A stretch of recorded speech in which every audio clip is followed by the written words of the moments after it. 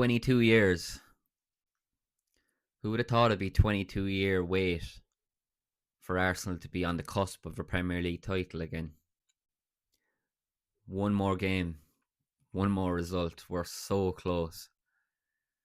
Such a good feeling beating Burnley last night. Like, you just won't understand.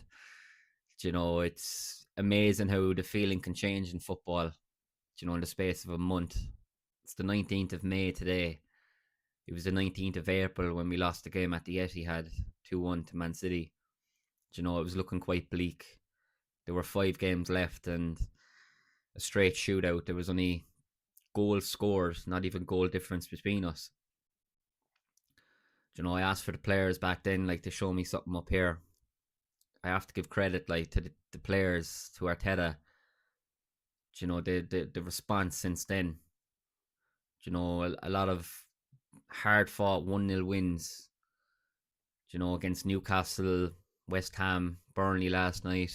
A 3-0 win against Fulham. City dropping points, but it's down to us. We can only do what we do. Like, what they do is not down to us. And I have to give just huge credit. And the before the game, like, I was fairly calm, but as an Arsenal fan, you're gonna, like, that PTSD does kind of come back sometimes, and you think the worst. I was just like, thoughts in my head going like, what if Burnley just out of nowhere decide to have the game of their lives, like, for no reason. I was thinking of the In-Betweeners movie. If people have seen it, when they're on the back of the bus and when they're singing the football chants, and Will goes, I like football, but not Burnley. Burnley can off. That's the way I was thinking I was going to feel, but I got that energy out. I was saying, no, not this time. No. And of course, like, Burnley, like, it is Burnley, but you have to respect them at the same time. It's not like a given that you're just going to show up and win. And, like, I saw the lineups beforehand. I was saying, like, Lewis Skelly wasn't in the midfield, and then I was fully expecting to see Zubimendi in there, but he wasn't in there either. It was Rice sitting and Eze and Odegaard just slightly more advanced, and I think it kind of worked out. It was quite fluid in that first half. Odegaard was kind of dropping back anyway to get the ball, as he often does, like, just kind of keeping the play ticking. But yeah, like, it was a big call as well to start Havertz instead of Gyökeres, and the decision turned out to be justified. Like, he got the winner. He probably should have been sent off in that second half, but that's another story. That's referees just not doing their job again. But yeah, a brilliant, like, that corner. Like, I know, like, people, they go, oh, another corner, but that was a well worked set piece. Like, brilliant ball in from Saka. I don't think Saka had his best game. Like, he was kind of lively in that first half, but if you can have that in your locker to just, like, put a ball in like that on the money, like, it's such a good skill to have, and, like, not many do have that skill, to be able to put the ball in there at that trajectory, just a brilliant ball. But yeah, like, second half, I think it was just more a CO job. We kind of, the football wasn't really there in that second half, but I never really felt troubled by Burnley. They never really had anything. I don't think Raya had a save to make. I want to big up Christian Mosquera as well, by the way. I think, like, him coming in, filling in at right back, I thought he'd done a brilliant job, in fairness. But yeah, like, my anxiety was kind of more towards the clock, and I was looking at, like, the closer it was getting towards 90 minutes, I was thinking, oh my god, like, will it ever hurry up? But yeah, like, there was 6 minutes left. I was looking, then 7 minutes added on, then Raya goes down, Fleming clatters into him, and you're thinking, oh, there's going to be another minute or two added on here. But look, the full time goes, it kind of was more a feeling of relief more than anything, and I'm not getting carried away. Like, there's still, City now we've put massive pressure on City like tonight. You know, they've got to go to Bournemouth and they have to win, and that's a tough game. Bournemouth are unbeaten in the league since the 3rd of January.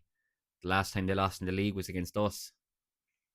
They've when we played them a few months ago, they were 13th in the league. Now they're 6th and they're pushing for 5th. They might even catch Liverpool for that last Champions League spot. So yeah, like you have to give credit to them. Like, and they sold Semenyo and they bought in that Ryan fella. He looks a player.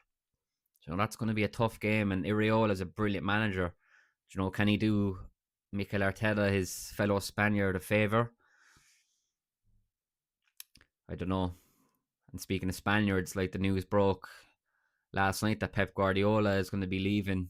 I touched on it in my last video. But it's kind of heating up now, the fact that he's fully expecting to step down at the end of the season, and like if we can get one over on him like this season, it would be quite monumental, I think. Like for all like the like when you think of Pep Guardiola in English football, like 6 league titles, 4 in a row, Centurions, treble winners, like him and Fergie, like they're like without a doubt, like the best managers that the English football has had. And like Pep changed football.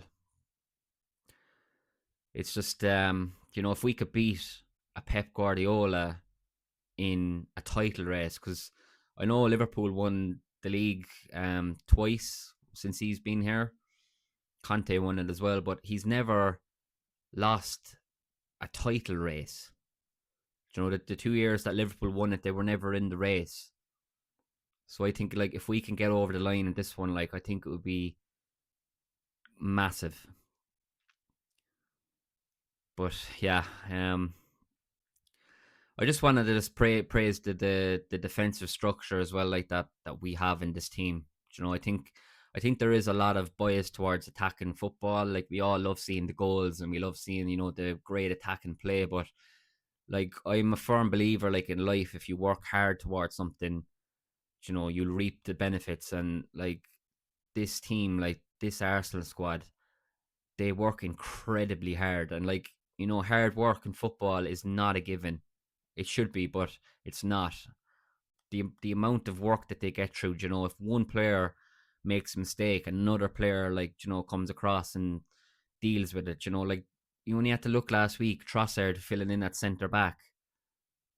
Like that piece of play, I was just brilliant. Like just a left winger filling for the centre half in that position there. Like getting across and getting the free when West Ham looked like they were through. That's what you want from your team. Like, but yeah, I don't know what else to say really. I'm not getting carried away. There's still one more game. Selhurst Park at the weekend. It might even be decided tonight at the Vitality. I don't know, but like just get this league title over the line, lads. And then we can think of Budapest and we can think of PSG. You know, um, but yeah, one more game. One more game. Thanks for watching Let's Chat Football. Like and subscribe. And I'll see you next time.